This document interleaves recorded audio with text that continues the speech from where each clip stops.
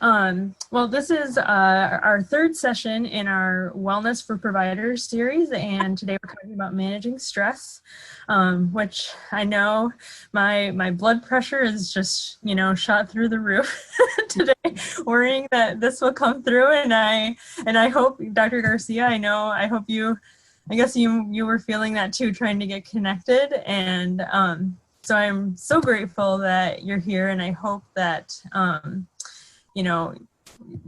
you feel supported by this group of people and understand that we're so excited to hear from you and hope that this isn't stressful any longer now that we're here and we can get started. Our National American Indian and Alaska Native ATTC is part of the Addiction Technology Transfer Center Network. The 10 regional centers, the network coordinating office, and the National Hispanic and Latino ATTC are shown on this slide. We do have CEUs available for our training today. We will be sending out a follow-up email in the next few days, which will include a link to the recording, handouts of the slides, and if you would like to earn CEUs, you can just reply to that email when it comes. We also have a short survey that we would love to have you fill out after we finish up.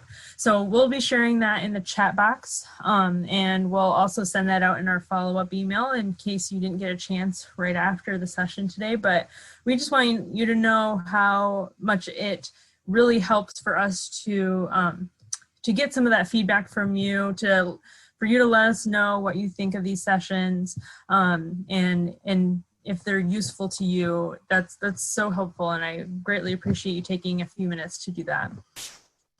Just for quick things about using Zoom, you can click on the chat button at the bottom to open up the chat box. And you can also, as we get to our question and answer time, you can unmute yourself then if you want to ask questions, but we ask that you keep yourself muted during the presentation. And I want to welcome our wonderful speaker, Avis Garcia. She has been training us in various forms of wellness in the last few weeks. And she's also been a part of a series that we've done recently on understanding suicide. We're going to be having, she will be back doing the fourth session in the wellness series next week, and she's also going to be doing the final session in the understanding suicide session in August. So look out for that. And she also, just some of her background, she has been a mental health provider in the treatment of Native American youth and families, and she's an advocate of education in Indian country, and a resource provider of promoting cultural enhancement of evidence-based practice and practice-based evidence of treatment approaches for Native American children and their families exposed to trauma. So I'm so excited that we have Dr. Garcia here, and I am gonna pull up your slides, Dr. Garcia, and I will let you take over. Okay. I apologize for the delay. I started out on Adobe Connect, and then I got to Zoom, and it kept kicking me back to old meetings and meetings that I have ahead. So yeah, it took me a while to get connected, but sorry about that. We'll go on ahead and skip over to the next slide. The topic today is stress management, and as she shared with you, I had a little bit of stress getting connected here today. This is just my contact information. If anyone wants to reach out for any information, that's my contact information. She shared a little bit about me. I'm from the Wind River Reservation here in Wyoming, and I am enrolled Northern Arapaho, and my dad was a Eastern Shoshone. So that's the other side of me. So I'm a show rap. We call ourselves show raps when we're both tribes on our reservation. You can go on ahead and switch to the next slide. Today we'll be talking about stress, understanding what stress is, looking at what it is, exploring how it can be positive and negative, and look at an approach called the AAA approach that will be the basis of this presentation that I'm doing today.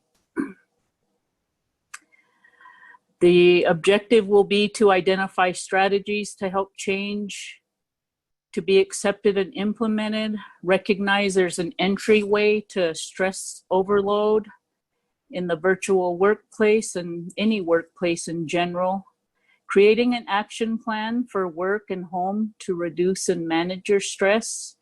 And again, we will be referencing the AAA approach called the alter, avoid, and accept. To the next slide. This is a quote by a man named Hans Seeley. It says, adopting the right attitude can convert a negative stress into a positive one. Who is Hans Seeley? He's a Hungarian endocrinologist who conducted scientific work in the hypothetical nonspecific response of organisms to stress. He is the founder of stress theory. It's a nonspecific response to the body on any demand. He is the father of stress research. The word stress is used in physics to refer to the interaction between a force and the resistance of that force. And these were the polling slides, so we'll just skip over them since we're a little short on time. The next one here is, how do we manage change while we're in the virtual workplace? And almost everything I'm doing through my company now has been through telehealth services. And so we're seeing clients and doing our groups and doing evaluations, almost everything that we do in our office, all online. The next slide. What is change? It's an essential element of the world, and it is inevitable. So meaning we don't invite this, it just happens. So is change attitudinal? Go to the next slide. How we handle the change best determines the outcome depending on the person or the experience that you're facing. Some people fight it, while others embrace it and have a more open mind to it. We can go to the next slide. And yes, it is attitudinal. The response to change differs with everyone. And these are 4 areas of change which anyone can fall in. You may relate to one of them, more than one of them, or all of them. So our response to change can be renewed. It could be creative and vibrant, and we can be independent. The change could be content. Is it useful? Is it comfortable? Do you feel confident with it? And denial, that would be those being irritated and hesitant, and those that are confused, maybe anxious, frustrated, feeling alone, and not wanting to let other people know how they really feel about it. Some are more vocal. We can go to the next slide. And that was another polling question that we'll skip over today because of the time. The next slide is taking on the right mindset can be a way to help you manage stress. Accepting and implementing positive thoughts during this time we're affected by this new transition will be key. And right here on this slide here is a cartoon that I thought was kind of cute. They're in a meeting and the person's standing there saying that change can be rough, and it can be. As we all know, as we've adjusted to the COVID and how it's affected our day-to-day lives, is also adding a lot more stress to us. You can change the slide. Change is a situation being paired with new technology or working from home instead of in the office. Some people have difficulty with the transition. Transition, on the other hand, is a 3-phase process that people go through as they come to terms with the new situation that change has brought. We could go to the next slide. this is the 3 phases of change. There's the ending, letting go of something that we know that's dependable and stable, going into the neutral zone where we're in transition and not having an orientation to the past or the future. You're kind of just in the middle there. And then the beginnings, that would be plunging headlong into something unknown or unknowable, our own, this is our own future. Go to the next slide. The Random House Dictionary defines stress as any physical, mental, emotional strain or tension, and a situation, occurrence, or factor causing this. The word stress actually comes from a Latin word meaning distress. Stress can be difficult to pin down because it is a very individual thing. For me, public speaking is very stressful, and it may be one of your great joys in life. Remember, during this presentation, stress is different for everyone. Your approach must be personalized too, so there's no one way. And so I hope today you find something that will be helpful to you when you leave this session. We interpret stress as a negative thing, but it doesn't have to be that way. It can be good too. Next slide. Stress is a natural and manageable part of life. We react to it physically, mentally, emotionally, various conditions and changes and demands that life has to offer us. The stress we experience is rooted in the fight or flight response. That is, our body is from millions of years ago, before we inhabited this earth, that people had to run from tigers and lions to save their own life. So it's a natural instinct that we all have. And also the constant demands of work or our personal life can lead to a stress overload if we're not paying attention. You go to the next slide. What is eustress? Eustress means stress with a positive effect. It was coined by psychologist Richard Lazarus in 1974. How stress can be positive, you ask? Think of the emotional strain caused by these positive events, such as winning a race, being a new parent, riding on a roller coaster, watching a scary movie, or planning and preparing to go home for a holiday if you've got a long trip to make, or moving to a new job. I have a friend who just got a job in Oklahoma and she lives in Arizona, so she's busy packing and she's stressed. And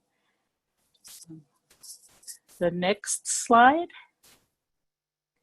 Creating a stress-reducing lifestyle. A lot of people, when we talk about stress, automatically think of these 3 things. That is having proper nutrition, healthy nutrition, good food that's good for you, wholesome food, getting some regular exercise, and that does not mean we all have to hit the gym 10 hours a day, every day. I have seen research that says if we do anywhere from 20 to 30 minutes of just walking a day, you can still reap the benefits of getting some oxygen and making yourself feel better. And sleeping well, that's a big one for me. We could switch to the next slide. Now I'll introduce the AAA approach. I'm trying to think of how long ago I went to a conference while I was in school at the university, and a person was presenting this, and I really liked this, so I continue to share it wherever I go because stress is unavoidable. I'll give you 3 main ways to approach stress. It's important to remember that you have a choice. You can choose to alter the situation or your approach to it. You can avoid it and you can accept it. Before we explore it, let's look at the foundation of a low stress lifestyle. Next slide, please. The first A would be to alter your attitude, identifying appropriate actions and creating effective actions. So for this transition, you must give up something to get something. For an example I have is giving up an old familiar desktop for a new one, and it's like, oh, I have everything I need on this laptop. I know where everything is. It's like, to me, it's like a car. You're going to get in some new car and you're not going to know which buttons you need to push. and unlearning what I knew about familiar programs and adjust to things that are very different, but I will. Temporarily give up my cushion of comfort, and I will. So it's just being able to open our minds to what the change or stress might be. We can go to the next slide. Altering our mindset about transition. Some of the benefits are surrendering your mind to a new mind, to its full and complete potential. All transitions are working in your favor. New mind, things will work itself out. They always do. And some other positives might be eliminating. For me, the example I have is eliminating pet care and replacing with that now I have company. I have a dog that I ended up getting from my daughter, and I forgot how stressful it was when I first got the dog, because I forgot you have to get up and they need to go out to use the bathroom. And I was so used to being independent, it was an adjustment for me, and now it's one that I've come to enjoy. Some of the outcomes are ears to hear and eyes to only see what is good for you. Less fearfulness and a new level of peace to here and now, being less anxious and worried, passing on the positive information to those connected to use and for your life. And you're more apt to figure it out or lay it down until we can. The next slide. These are some probable stress entry ways. We can connect with others, our colleagues, or we can feel isolated, we could feel overwhelmed. Some people have been talking about, well, they're working at home and on the computer a lot more, of overeating. A lot of my clients, I direct a substance abuse treatment agency. So stress is a big factor in relapse. So we have a lot of clients who are not only relapsing, but they're having some struggles along the way in managing with stress. So this is also good for your clients. And breaking routines to meet work and family needs. And a lot of times we need to remember that we need some time for ourselves, and being able to schedule at least 1 hour of your day to yourself. And, you know, if you can't get it all and at 1 hour, can you get little breaks here and there throughout the day that gives you some time for yourself? And also to think about the health of our coworkers. As a supervisor, I have to remember that I'm there to help my staff as well. So I have to check in with them from time to time and make sure they're doing okay. And we can go on to the next slide. These are some other possible entryways to stress overload. So if you look at the top squares, there's a lack of sleep. Some of us could be working too much.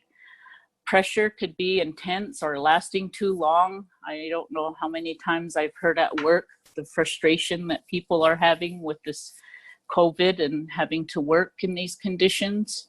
Being afraid, we could also contract the virus, but I'm in a position where we are necessary employees in providing the services that we provide, so we still have to help the clients that need it. And some of us have crammed schedules.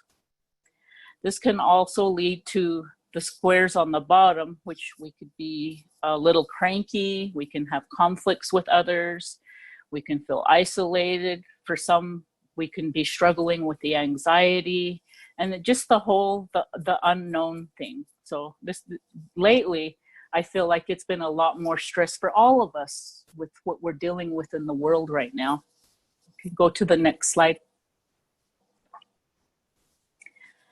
So the next thing would be being able to avoid the stress that comes with transition. Stress and anxiety are close comparisons that often trigger each other. Stress comes from certain circumstances that should not be happening sometimes. Anxiety stems from the feeling that something should be happening, which is not. In both stress and anxiety, our inner experiences is that what we want to be somewhere other than where we are at that time. So sometimes that's just, if you can avoid the situation, you're probably just not going to go there at all. As we grieve for what we're letting go of, it's our birthright to transform our thinking to what serves us best and to let go of what no longer serves us.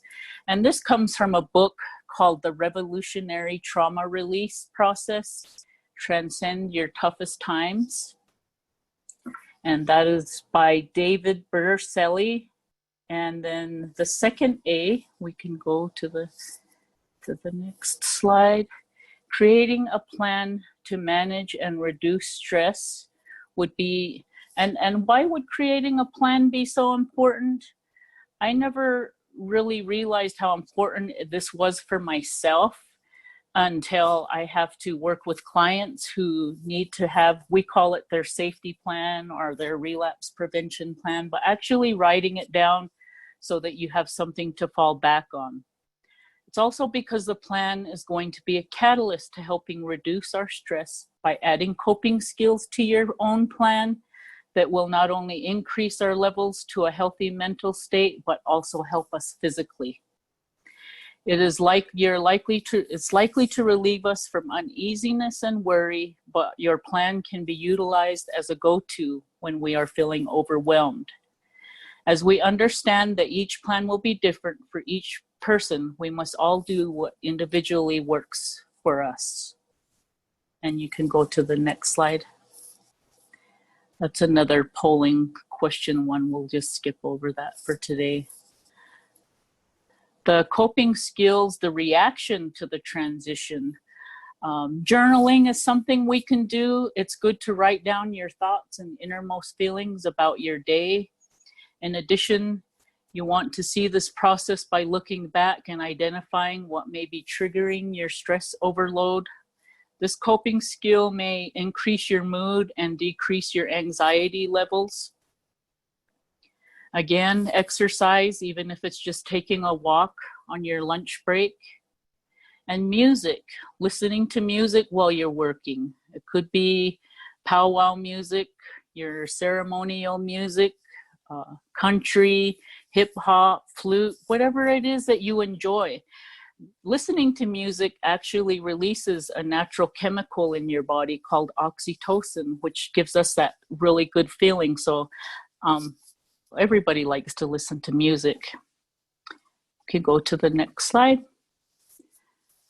Stress management, more of what to do, laughter.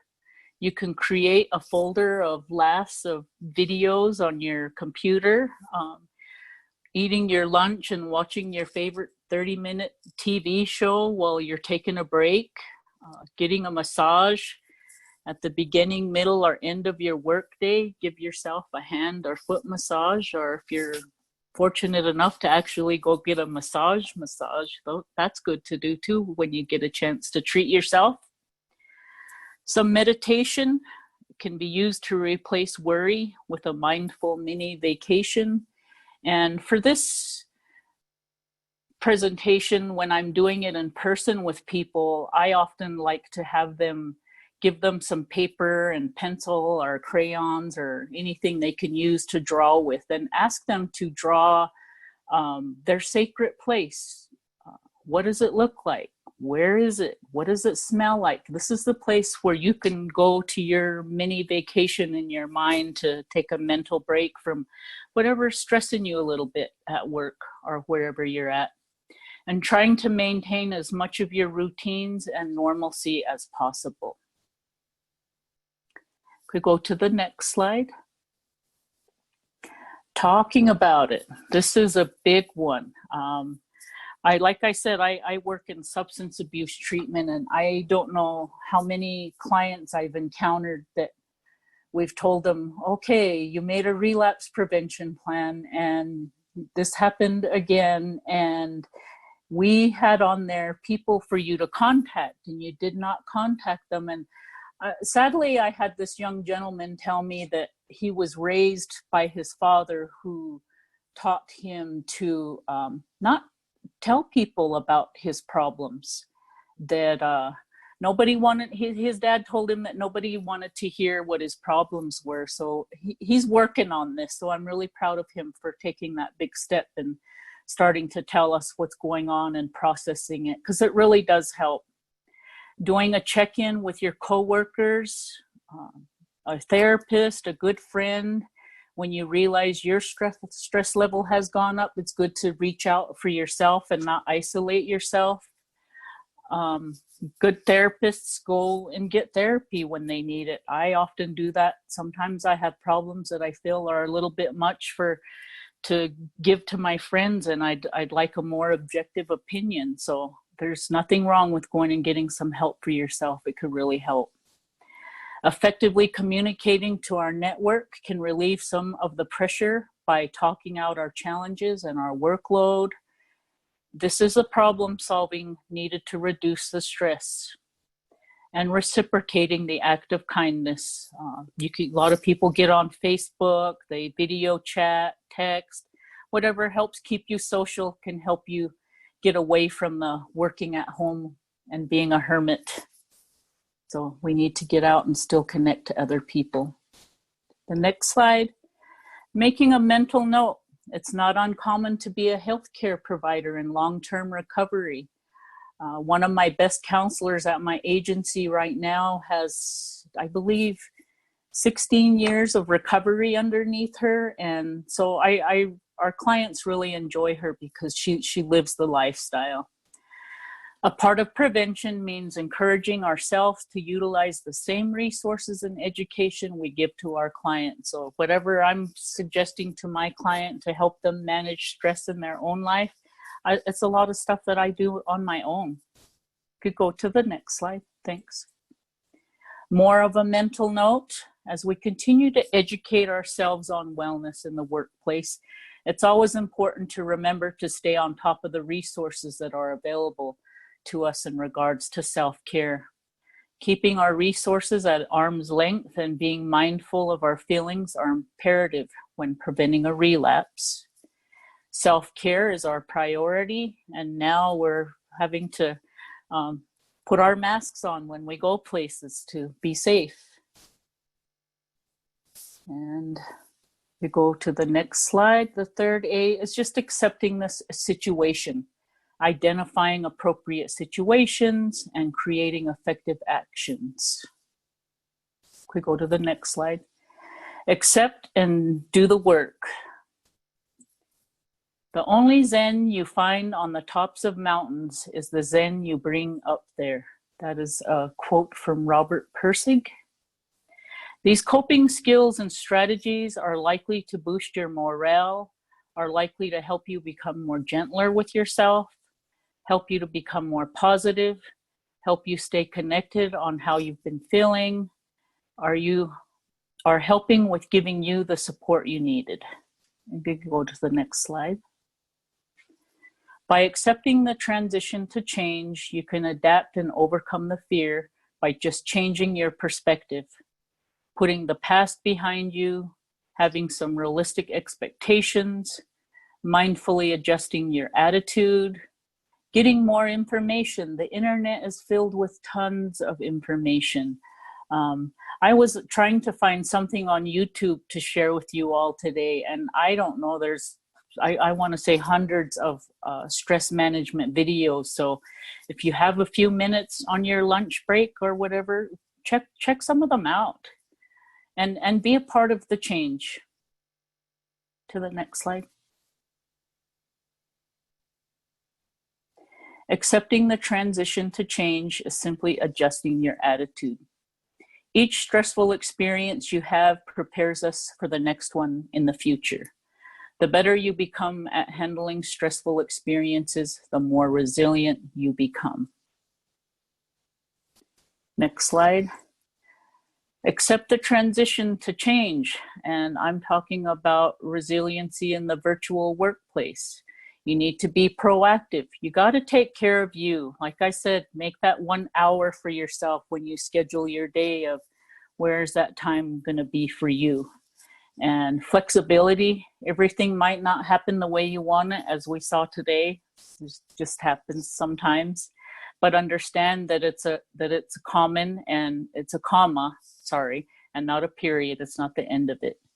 And one of the things that helps is being organized. Make lists, have reminder apps, use your planner. It really helps to write down everything that you need to do each day. You can go to the next slide.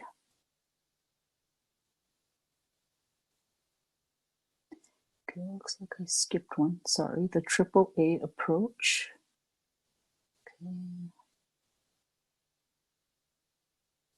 Okay. Okay, go to the next slide. Did you go forward? Okay. Sorry, is this where it's supposed to be? Okay, hold on. I lost my spot here in a second. Talk it out, talk to others.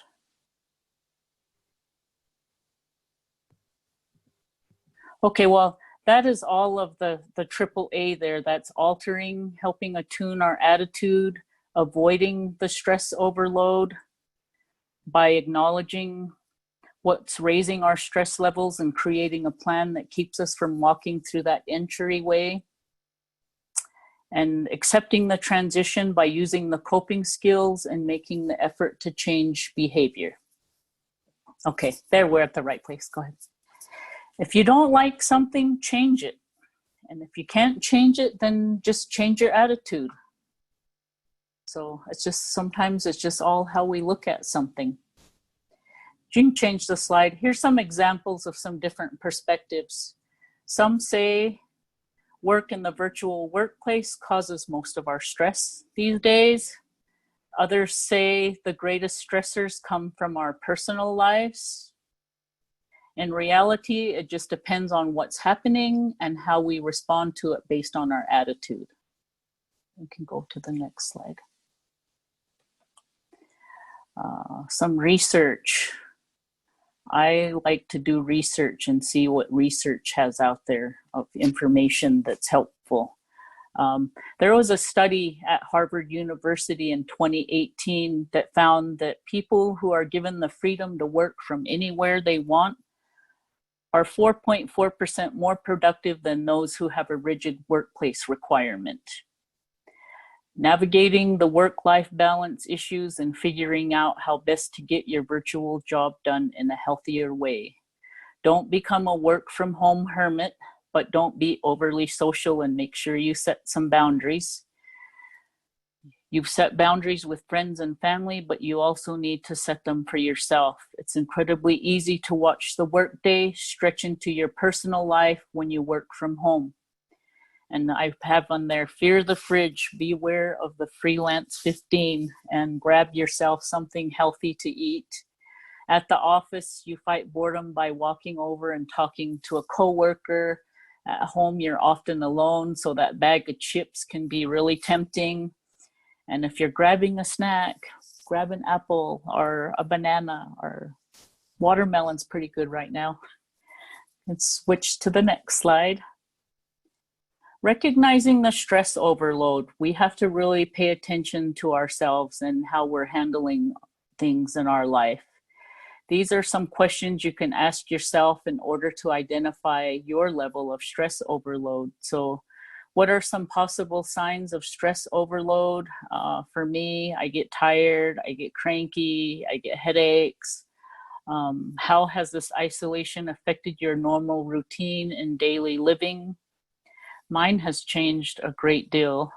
Have you noticed a change in your physical or emotional well-being? What coping skills, techniques are you using in order to minimize your anxiety? How are you able to maintain the isolation and social connection? We can go to the next slide. It's good to use routines to help you reduce stress, such as planning your meals, organizing your chores, and using a to-do list. I'm a big list maker. Even on the weekends, I'll just take a Post-it and jot a few things down and put it on the wall. It feels good to mark things off, or if I don't remember, maybe I'll get it done the next day because I wrote it down. We can go to the next slide. Some environmental relaxation techniques, such as finding a sanctuary. I shared with you guys of creating that sacred place, and if you don't have it written down or drawn, maybe you have it in your head, of your mind, and Mine would be a favorite lake in the mountains back home that I like to go to and visit. Using music and seeing humor. We all love our native laughter and our jokes and teasing each other and making each other laugh, because laughter is good. It's good to schedule some into your day. Next slide. Some physical relaxation techniques could be some soothing stretches, some deep breathing, tensing and relaxing. They call it progressive tensing and relaxing, and it's easier to do when you're laying down and starting with you could start with the top of your body and just tense your muscles progressively and relax them all the way down, or vice versa. And then there is one technique that I learned a couple years ago called the butterfly hugs, which is also known as the tapping method. And that is a really good grounding technique for people that might have some anxiety. And all it is simply putting your hands across your chest so that your palms can lightly tap each side of your shoulder. And you could do it as slow as you want. And it really does something in the brain to help people get grounded. And meditation, for those of you that practice meditation. Stress is an inevitable source of life. It's going to be there every which way we turn. It just depends on how we're prepared to handle it. Family and relationship conflicts, our finances, looking for or starting a new job, or resuming your old one, health worries. These are just a few of the many stressors you'll likely encounter. Unfortunately, stress is a normal part of life that we can't avoid. And that includes, for some people, just living a sober life is a big struggle for them on a day-to-day basis. So that means learning new, healthier ways to deal with tension and frustration. So for so many addicts, they've learned to use substance to cope with things instead of being able to deal without it. So that's something I address on a day-to-day basis with my people that I help. Can we go to the next slide? Relapse trigger. Stress is a common trigger for every type of addiction. It's not just substances. The more stress you're under, the more likely you'll seek an escape from it. Whether that means escape is drugs, alcohol, food, unhealthy sexual behavior, gambling, anything else. Some are playing video games or just being on the computer. And according to the National Institute on Drug Abuse, medical specialists believe that stress is the leading cause of relapse back into drug abuse, as well as smoking. So if you remember the Hans Seeley that I talked about, stress that's not left untreated and unmanaged can lead to some debilitating health concerns. So this is a form of prevention for ourselves. You can change to the next slide. Okay. The effect of stress on the body is complex, touching nearly every major system. When we experience tension-filled situations, our bodies automatically release hormones that allow us to react to danger, which is the classic fight or flight response. When we feel threatened, veins in the skin constrict to send more blood to major muscles that allow us to flee or defend ourselves. That physiological response serves us well if we're running from a bear or we need to pull a child out of harm's way quickly. But when stress levels get out of control, meaning they're severe and are chronic, it takes a serious toll on our bodies. Go to the next slide. Denial of stress. Left unchecked or poorly managed, stress can be a slippery slope back to self-medicating. But by listening to your body and becoming aware of the signs of stress, you can reduce your risk of relapse. Here are some ways your body is telling you that you need to de-stress according to the American Psychological Association. Go to the next slide. Some physical signs are headaches, muscle tension, back pain or neck pain, dry mouth, chest pains, trouble sleeping, some fatigue, loss of appetite or overeating, and an increased frequency of colds. And I do know as a therapist that people tend to be more willing to go see their doctor if they're having a headache or a backache or they're having stomach problems, but they don't talk about, I'm having a lot of stress in my life. They're more willing to go share that they have a physical problem versus something emotional or psychological that they're struggling with. Go to the next slide. Some more signs is a lack of concentration or focus. We can have memory problems and forgetfulness. We can be irritable, get short-tempered, and for some people, we can experience anxiety. Could go to the next slide. Taking some positive steps to acknowledge and diffuse daily stress so they're no longer a tipping point into relapse. The most effective stress management often comes from making healthy lifestyle changes. When necessary, working with mental health professionals. Here are a few practical ways to lower stress and increase your chances of staying sober. Sorry, this is an old presentation that I updated for us. Could go to the next slide.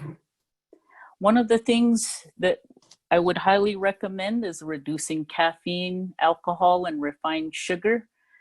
To reduce your consumption of drinks containing caffeine or alcohol, these are stimulants.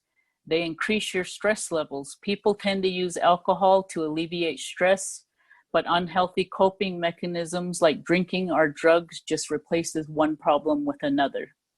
Try to replace caffeinated drinks with water, natural fruit juices, and herbal teas. Green tea is really good. It has less caffeine and it's loaded with antioxidants and contains amino acids that calms your nervous system.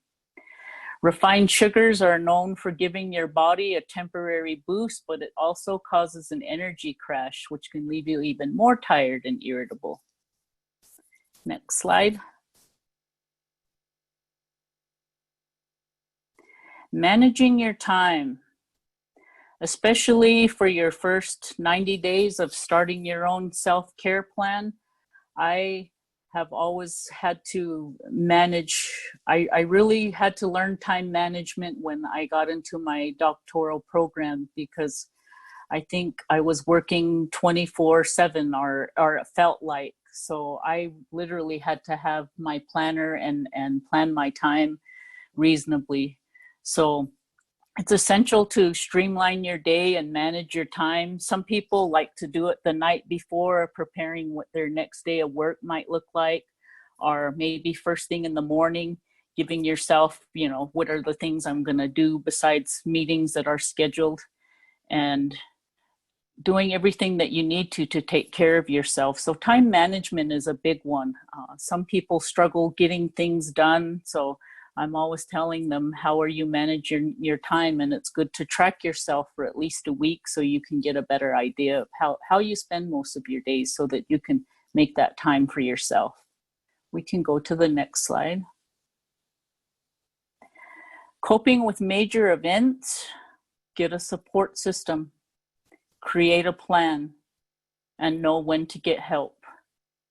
It's very important to have friends or trusted people that you can talk to when you're feeling a bit stressed or having some personal matters in your own life. We can go to the next slide. Again, talking to others. Research suggests that every thought and emotion can release chemicals into our bodies. Negative self-talk is damaging. Tell yourself that you can deal with the situation and everything will turn out fine. Expressing your feelings to others can help reduce your stress levels. When you feel stressed, take a break, call a friend.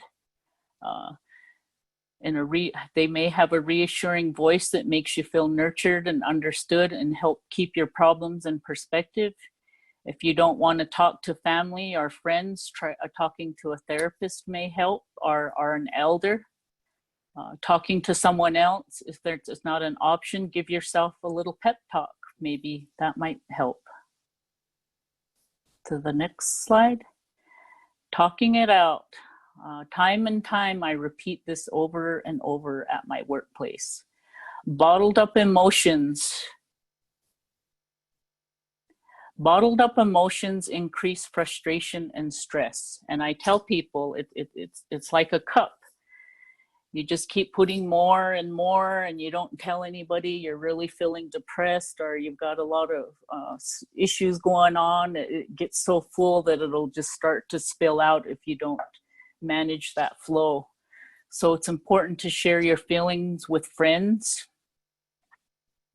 and a family member, just anyone who can help you. And even for yourself, if you have friends or family or someone, maybe you need to let them talk to you and give them a safe place where they can vent and get some stress off themselves, and being there for someone else when they need it.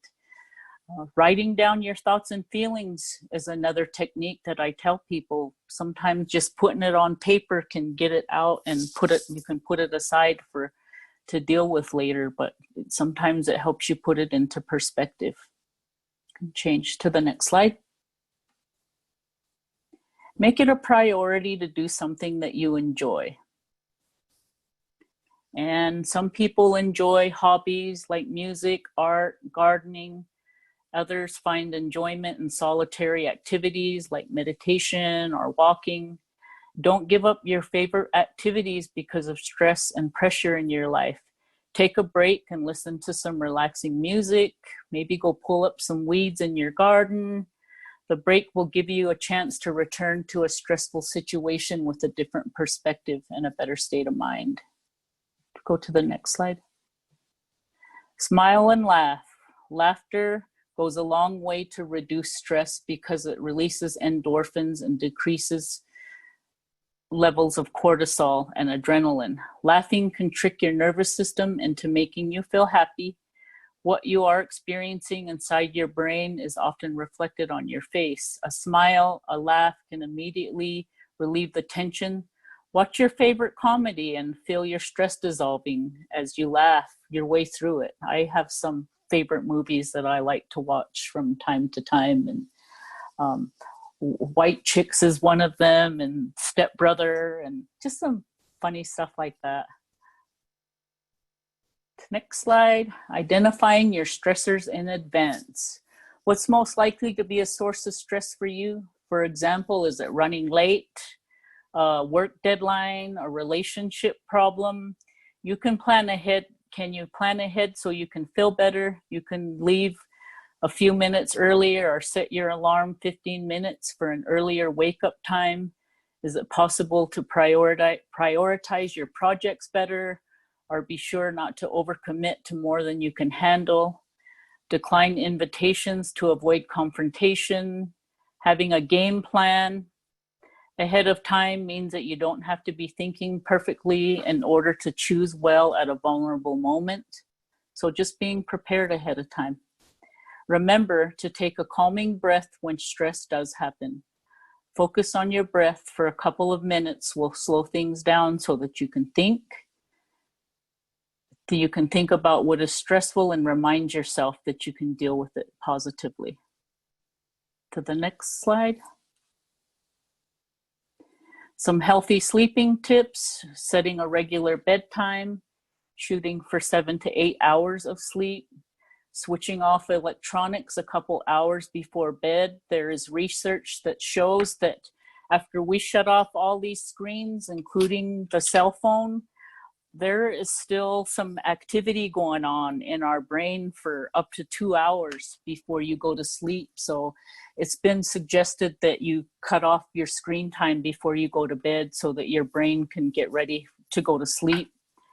Plan your morning. Some people plan what they're going to wear for the next day and pack their lunch, and pampering yourself, giving yourself some chamomile tea or some aromatherapy. A lot of people like to use those scented oils. Doing some stretching and journaling, writing down things that you're worried about or concerned about, or just reading a book, a regular book. Those are my favorite. Could go to the next slide. Stress can affect your ability to sleep. Lack of sleep is also a fundamental cause of stress. It's a vicious cycle that's hard to break. Your brain and body are out of whack, and even when you feel tired, you may toss and turn for hours. Try turning off the TV earlier, dimming the lights, and giving yourself time to avoid and unwind. Getting your rest is essential to fuel your mind and body. If you feel exhausted, it may cause you to be thinking irrationally, which will only increase your stress. You might even, one of my favorites is fresh, clean sheets, some sleeping music. Again, YouTube has tons of music you can listen to that helps you go to sleep with guided meditations. Maybe you have a favorite pillow or a favorite blanket. That's important too. We go to the next slide. Get a good night's sleep. Solid slumber for most people is 7 to 8 hours of shut-eye per night. It can do wonders for your mood and your ability to manage stress. That's because sleep restores your body and mind. In fact, the sleep stress cycle works both ways. Unmanaged stress can interfere with sleep by making your mind and body more alert, aroused, and awake. Next slide, please. Sleep more, you'll have less sensitivity to negativity. Sleep helps our bodies to recover from the day and repair itself. Sleep helps us to focus and be more productive. It's important for our happiness. In Nurture Shock, Poe Bronson and Ashley Merriman explain how sleep affects our positivity. Sleep-deprived people fail to recall pleasant activities, yet will recall gloomy ones just fine. Another experiment by Walker on sleep-deprived college students showed that 80% of the participants recalled words with negative connotations like cancer, but could only remember 32% of the positive words like sunshine or basket. So sleep gives you a more positive attitude overall. Next slide. Choose a stress-lowering activity. When you feel tension creeping up, get busy exercising, playing music, cleaning, or organizing. I had someone tell me just the other day that they can't get things done until everything's cleaned and organized.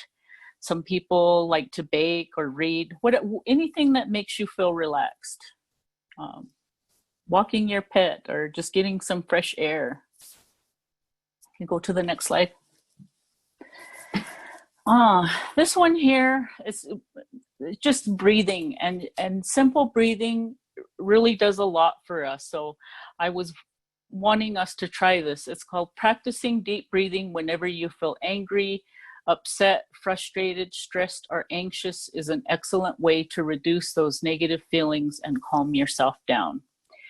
You may even consider scheduling a few deep breathing breaks into your day. Start with 5 minutes in the morning and 5 minutes in the afternoon. So if you just wanted to try it for a second, if you just sit with your eyes closed and place both your hands on your belly or wherever you feel comfortable, and just breathe slowly, breathing in. Till you feel your breath fill up, and then breathe it out. If you can do this for at least 10 breaths, it helps. And I do this quite frequently throughout the day. And my watch also has a little breathing thing. It just goes off at different times of the day. And so sometimes I'll just look at it to myself and I'll do the breathing as I have a little app for breathing on my watch that I like. To go to the next slide. Trying yoga. I haven't tried yoga. Every time I look at self-care or stress management, yoga always comes into the picture. And I know people that do it and love it and swear by it. And that is going to be on my to-do list of my next thing that I really want to try for myself. But there are classes at fitness centers. There is some yoga on YouTube. You can find some that you can watch for free. You focus your attention on your breathing, and it helps us to become more mindful and being aware of your own emotions as they arise. It can also help you feel energized and relaxed. You can go to the next slide. Practicing meditation. The idea of meditating sounds daunting.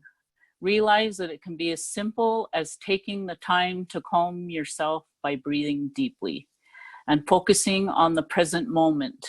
Yoga, mentioned above, is also a form of meditation. Many meditators say it helps them develop an inner calm and experience a direct connection to their inner self or higher power. Others say meditation improves their mental functioning, provides stress relief, and promotes healthy behaviors. There are many different kinds of meditation. Some you can teach yourself with an aid of a manual.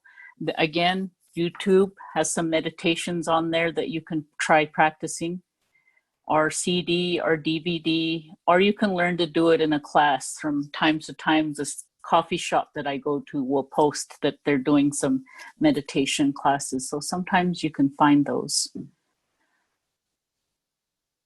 The next slide is rewiring your brain for happiness, an important habit for improving focus, clarity, and attention span, as well as helping to keep you calm. It turns out it's also useful for improving happiness and clears your mind. The next slide. In the Happiness Advantage, Sean Anker, spending time in the fresh air can improve your happiness. That oxygen, fresh, clean air is really good for your brain. Making time to go outside on a nice day delivers a huge advantage. 20 minutes outside in good weather not only boosted a positive mood, but broadened thinking and improved working memory. To the next slide. Overcoming stressors. Beyond achieving momentary calm, meditation can provide a sense of clarity to help you overcome the threat of stressors, which can turn into triggers to use.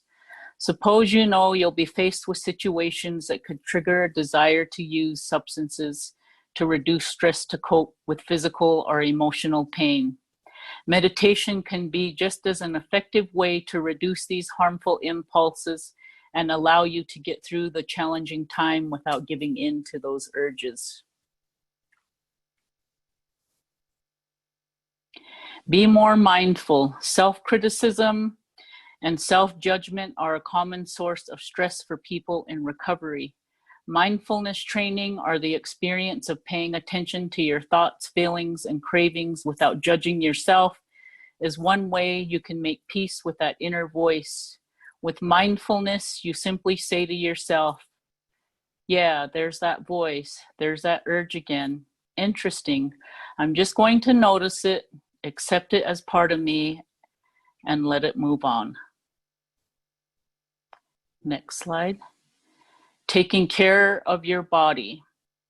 Caring for your physical self is an often overlooked way to manage stress.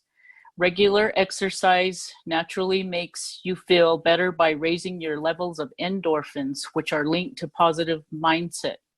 Similarly, eating a proper diet will provide the nutrients your body needs to create a foundation for healthy physical and emotional well-being. The next slide. My challenge to you is to create a stress journal and start tracking how you're managing stress in your life and how well you've overcome some situations. Try recording some events that you do. Identifying stressors and creating a plan. So once you keep a journal, you'll be able to notice some things that cause you a lot of stress and what you can do to manage that. And also creating some new habits. This next page is a link to a stress self-assessment. And I'm pretty sure they're going to send this out to you, but you can click on that. And that's an online assessment where you can do an assessment on your own stress level. And I know a lot of people like to do that. So even if you're working with clients, this can be an activity that they all do, and share the outcome of how that came out for each person. Because we all have different levels of stress depending on what's going on in our lives. And the next slide is just summarizing that AAA approach. To remember, the first one would be to alter our attitude once we identify strategies for accepting the change that will be implemented.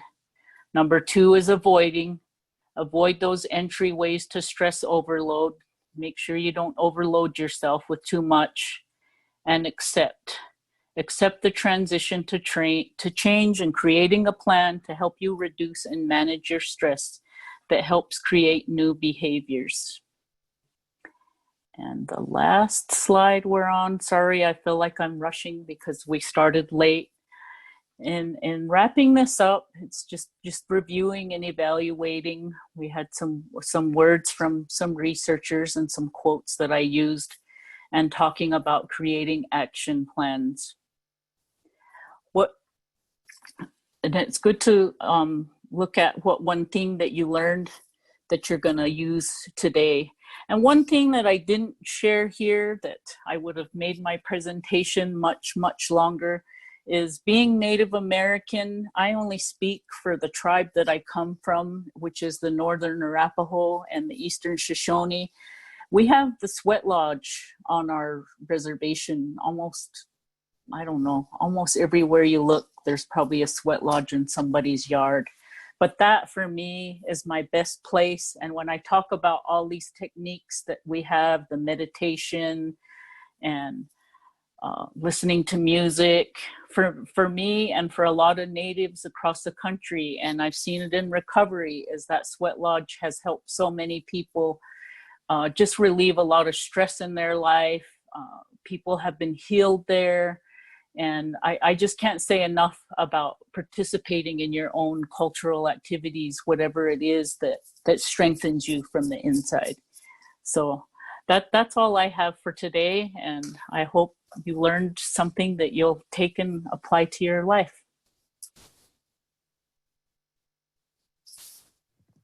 Thank you so much, Dr. Garcia. I can't believe all the things that I feel like hit me right, just as you're talking about them, especially, times right now. We've had a lot of people sharing in the chat too. But I think, partly as we transition to working from home, I know it's like, it felt really novel and exciting at first. And then, I really enjoy parts of it, like my kids being around and everything. But then it starts to get really hard to know how to, manage their needs and my needs to work, and making sure that all the people are getting the attention that they need. And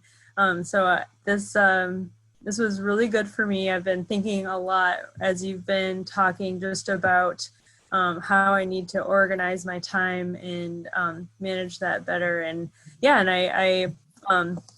since I thought that, my error in how I communicated things and getting us started and moving us over to Zoom is, definitely a result of the stress of changing everything these days. So I just thank everyone for their patience, and obviously you, Dr. Garcia, for putting up with me and my mistakes. So. It was probably on my end too. I tried my phone and my iPad, and I was like, why am I not getting on? Great. I am so grateful for our audience, because people are so kind and patient, and it's really wonderful. People have been sharing some of their stress relievers, some of their favorite movies, things like that. So I just have been really enjoying watching the chat as well. Cool. But let's see, I don't think I saw any specific questions. And so if anyone has any questions, feel free to unmute yourself. Mm-hmm. Oh, thank you. I see that. That's awesome. And then people have asked a little bit about our follow-up. We have been recording this session. We'll send you a link to the recording in the next few days, as well as the handouts of the slides, and the link to our survey will be in that email too. So, and I'll put that link here in the chat once more. So yes, please let us know what you thought of today's session. Yeah, and I don't want to take up too much more of people's time. Again, I'm so grateful for your patience. And I have a question. Oh, please go ahead. You guys were having technical difficulties with the technology. Have you checked out cisa.gov for help? They had some helpful information on Adobe and other stuff and problems. Oh, great. Thank you. Yeah, I saw your chat earlier, and so I will look at that. I'm from isc.gov. You can pull that up too. Oh, It's okay. ODNI. Wonderful. Thank you so much for that. You're welcome. Yeah, it's good to get some feedback on the programs that we're using, because I know some people were having some issues with Adobe, and then I've gotten some feedback now from some people who can't use Zoom. So we're trying to make sure that we, serve everyone in the best way possible. So I appreciate all this feedback and yeah, all of your patience with us as we've figured this out. So thank you. I have a question as well. Does Dr. Garcia have any suggestions for people who have really severe social anxiety disorder and don't like to leave the house or communicate with others that much, and to help with a wellness plan, or what they can do to get, Okay. get more healthy? My dog. Get a pet, right? Pet therapy. Pet therapy. I actually had one client who had severe, well, actually a couple social anxiety issues, but they made it to their appointments with me. They were always there. They never missed their appointments, and their family was so supportive of them that they made sure they made it to their appointments with me. And so when I worked with these people, I often brought up, you look forward to coming here, and this is like one of the few times you get out of your house. But how can we expand this to other areas of your life? Even if we started with baby steps of maybe one more thing that they were going to do. And sometimes getting family involved has been helpful. I had one gentleman who his father brought him to all of his appointments, and I asked him if he would be willing to bring his dad in. And his dad thought of things that they could go do, that he could take him out and go do. One of the things he said he always wanted to do but was afraid to ask was to go visit other relatives they had in another state, like to take a trip. So it took getting some family involved that was willing to help support them make some of those steps. And some people with real severe social anxiety. I have my youngest daughter has very bad anxiety she has to take medication for. And there are also, I send her to, I'm very proud of my own daughter because she's been going to counseling on her own for quite some time now. And I don't know I think she just landed a good counselor because she keeps going. And so she shares with me, DBT has been really helpful to her. She also has a dog and a cat. She really loves animals. So oftentimes I do tell people if they have pets at home that often research supports that pets are very helpful to people with anxiety. It helps to calm them down, and get that emotional support from their pets is very helpful.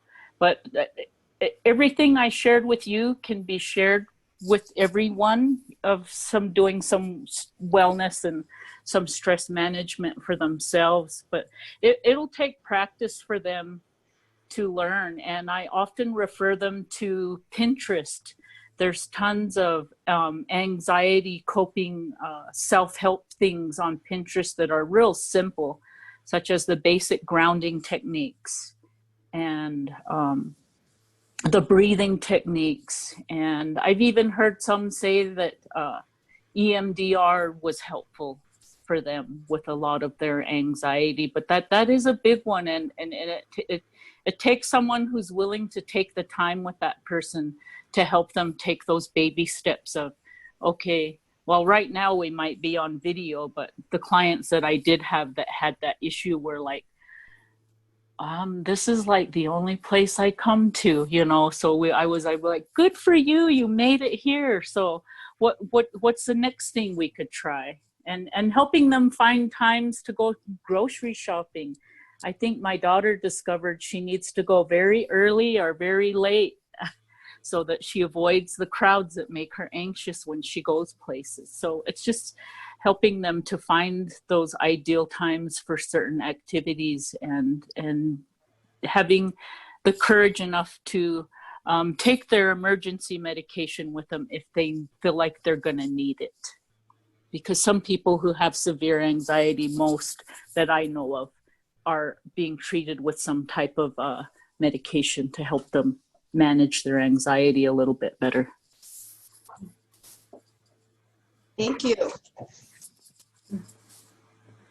Well, I really appreciate, I don't want to keep everybody too much longer, but I appreciate your time, and feel free to email me if you have more questions. We have another session on wellness next week, and Dr. Garcia will be back, so there will be some more time to cover some of these things. So, yeah. And yeah, I just want to say thank you again to all of you, and thank you, Dr. Garcia, for sharing your wisdom with us. I am looking forward to implementing, and I know I'm going to start with journaling. That'll be very helpful to me.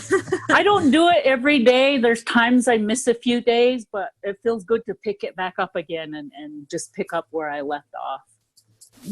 Yeah, that's great. Well, thank you so much. I really appreciate this time and seeing all of you. So thank you so much. And have a good day. Thanks.